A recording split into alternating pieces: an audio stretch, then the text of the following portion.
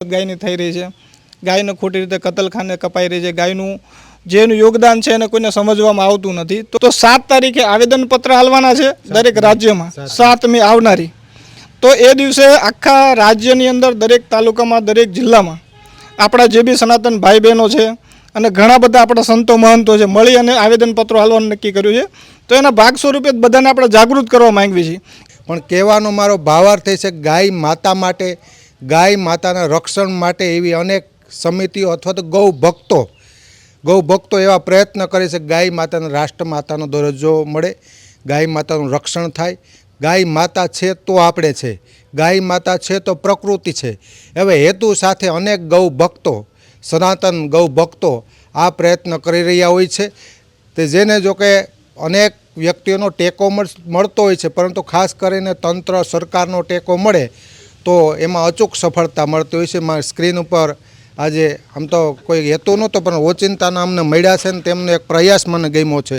આવનારી 7 તારીખે જેઓ તાલુકે આવેદનનો એમનો હેતુ છે અને ખાસ કરીને એક નંબર આપેલા છે તેમાં મિસ કોલ કરવાનું છે આ ગાય માતાના અભિયાનમાં જોડાવા માટે। ગૌ ભક્તો છે વિશેષ તો તે વાત કરશે, તમારું થોડુંક વાત કરો ના કયો હેતુ છે, કારણ કે કંઈ વાતચીત થઈ નથી આપણે, પણ સારો હેતુ છે તો મેં કંઈ પૂછ્યા વગર સારી વાત લોકો સુધી પહોંચાડવી છે, મારે ગાય માતાની વાત પહોંચાડવી છે।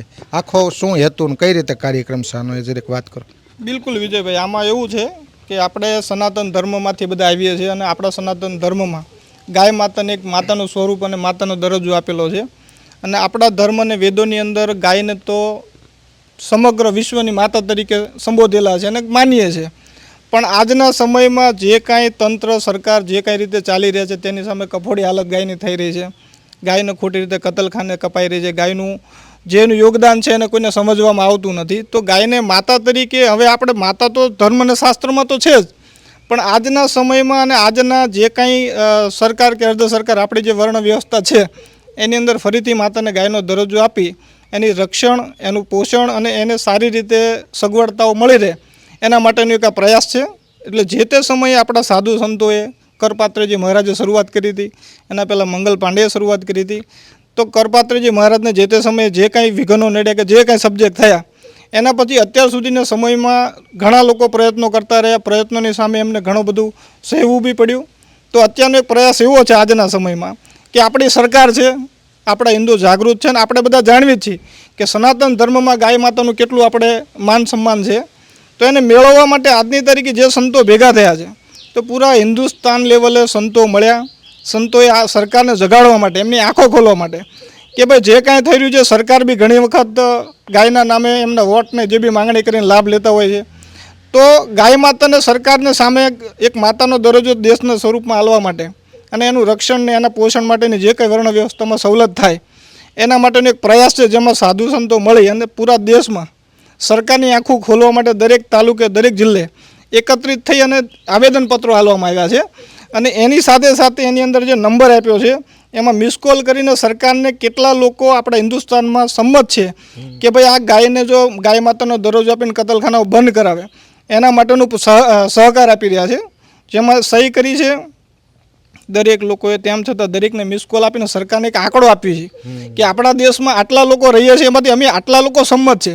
તો કોઈ પણ રીતે સરકાર આની અંદર કાયદાનો સુધાર લાવે, કાયદો લાવે અને ગાય માટે રક્ષણ લાવે તો એના માટેનો પૂરેપૂરો પ્રયાસ છે, જેના ભાગ સ્વરૂપે અમે જે તે સમયે આખા દેશમાં 27 તારીખે આવેદનપત્ર હાલવાનું નક્કી કર્યું હતું, પણ આપણા રાજ્યની અંદર ચૂંટણી હોવાના લીધે આને 7 તારીખ બદલીને 7 તારીખ કર્યું છે, 27થી ફેરબદલ કરીને।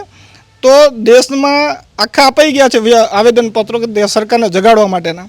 તો ગુજરાતની અંદર જે ચૂંટણીના લીધે લેટ આપણે તારીખ બદલી છે તો 7 તારીખે આવેદનપત્ર હાલવાના છે દરેક રાજ્યમાં, 7 મે આવનારી। તો એ દિવસે આખા રાજ્યની અંદર દરેક તાલુકામાં દરેક જિલ્લામાં આપણા જે બી સનાતન ભાઈ બહેનો છે અને ઘણા બધા આપણા સંતો મહંતો છે મળી અને આવેદનપત્રો હાલવાનું નક્કી કર્યું છે। તો એના ભાગ સ્વરૂપે બધાને આપણે જાગૃત કરવા માંગીએ છીએ કે આ દિવસે સૌ પોતાનો સમય કાઢી અને આમાં ભાગ સ્વરૂપે પોતાનો સહકાર આપે અને પોતાના ગાય માતા છે, ગાય માતા તો આપણા ધર્મોમાં વેદમાં લખેલું જ છે, એને ગાયનો માતાનો દરજ્જો આપવા માટે તો સરકારની લડતમાં સહકાર આપે। આ રીતનું આયોજન ગોઠવેલું છે। ઓકે, નાગરિકોને ફરીવાર કહી દઈએ આપણે દરેક આમ નાગરિકે દરેક શું કરવાનું, અમે 1 મિનિટમાં કેવું હોય તો લોકો કઈ રીતે ભાગીદાર થઈ શકે 7 તારીખે?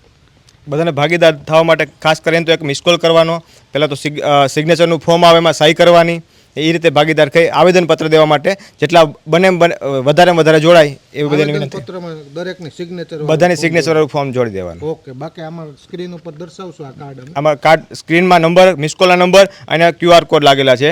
QR સ્કેન કરશો એટલે બધા સોશિયલ મીડિયામાં જો કાર્ય હાલે છે એ બધું દેખાશે. ઓકે, એના ઉપરથી ખ્યાલ આવશે. ખ્યાલ જેટલું કાર્ય હાલે છે આનું એ બધું દેખાશે. બીજું બોલો. વિજયભાઈ, બીજું એવું કહેવાનું કે આપણા સનાતન ધર્મનો આ સબ્જેક્ટ છે, તેમ છતાં ઘણા આપણા લોકો એવું સમજતા કે ફક્ત ગાયવાળા કે ગોવાળ કે માલધારી માટેનો સબ્જેક્ટ એવું નથી. આ ધર્મને માનનાર દરેક માટે એક સરખો પ્રયાસ અને સરખું એક માન સન્માન માટેનો વિષય છે.